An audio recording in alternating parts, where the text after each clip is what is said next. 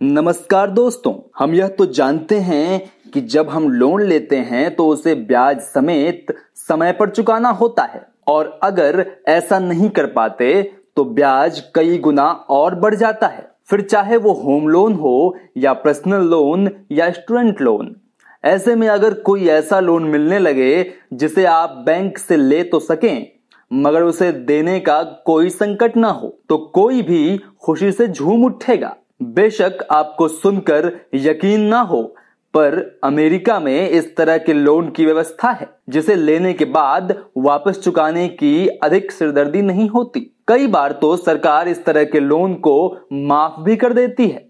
तो चलिए जानते हैं आखिर कैसा है ये लोन और किन लोगों को मिलता है तथा लोन लेने के बाद ये माफ क्यों हो जाता है। दरअसल हाल ही में अमेरिकी राष्ट्रपति जो बाइडेन ने अमेरिकी छात्रों को राहत देते हुए उनका लोन माफ कर दिया है। जिन अमेरिकी छात्रों की सालाना आय $1,25,000 से कम है, अब उनके स्टूडेंट लोन को माफ कर दिया जाएगा। राष्ट्रपति ने कहा था कि जनवरी 2023 में मध्यम वर्ग को थोड़ी राहत देने के लिए अमेरिकी छात्रों के लोन को माफ या उसमें कुछ कटौती की जाएगी। सरकार की ओर से इस तरह के लोन को माफ किया जा रहा है। उसे पेल ग्रांट कहा जाता है। बता दें कि पेल ग्रांट एक अमाउंट होता है जो स्टूडेंट को पढ़ाई में मदद के लिए दिया जाता है। ये आर्थिक मदद अंडर ग्रेजुएट विद्यार्थियों को दी जाती है और इससे कम आय वाले परिवार अपने बच्चों को अच्छी शिक्षा दिला सकते हैं।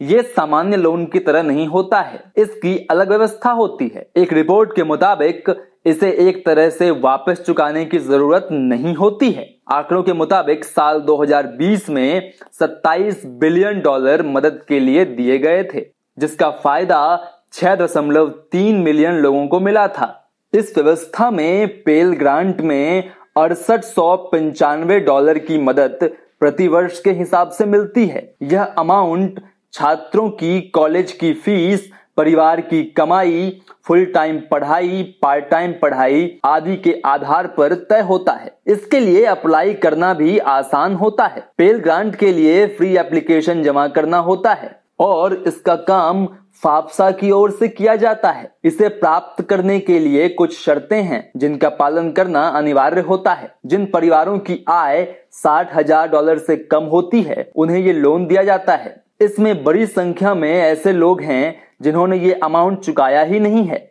एक अमेरिकी अखबार की रिपोर्ट के मुताबिक वैसे तो इसे चुकाने की जरूरत नहीं होती है, लेकिन कुछ विशेष स्थितियों में इसे चुकाना होता है। इन स्थितियों में नामांकन की स्थिति में बदलाव, कोई दूसरी स्कॉलरशिप का मिलना या कोई अन्य फंड मिलना आदि को शामिल किया जाता है। तो दोस्तों, कैसी लगी आपको ये वीडियो हमें बताएं कमेंट करके, और आगे भी इसी प्रकार की वीडियोस को देखने के लिए हमारे चैनल के साथ जुड़े रहें। बहुत बहुत धन्यवाद। Thank you.